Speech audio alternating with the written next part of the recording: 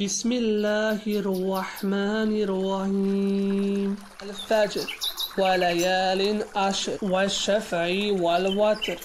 والليل إذا يسر هل في ذلك قاسم لذي هجر ألم تر كيف فعل ربك بآد إرم ذات العماد التي لم يخلق مثلها في البلاد والثمود الذين جابوا الصخر بالواد وفرعون ذي الأوتاد الذين طغوا في البلاد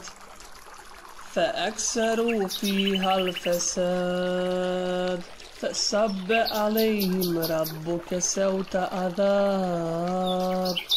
إن ربك لبالمرصاد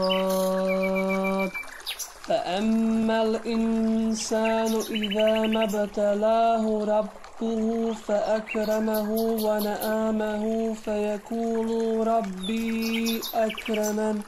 وأما إذا ما ابتلاه فقدر عليه رزقه فيقول ربي أهانن كلا بل لا تكرمون اليتيم ولا تهادون على طعام المسكين وتأكلون التراث أكلا لما وتهيبون المال هوبا جما كلا إذا دكت الأرض دكا دكا وجاء ربك والملك صفا صفا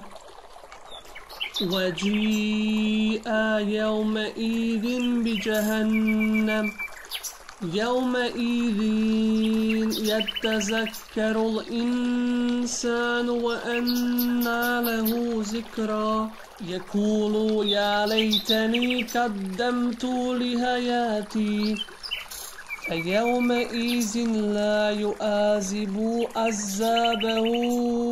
أحد ولا يوثق وثاقه أحد يا أيتها النفس المطمئنة ارجعي إلى ربك راضية مرضية فادخلوا في عبادي وادخلي جنتي.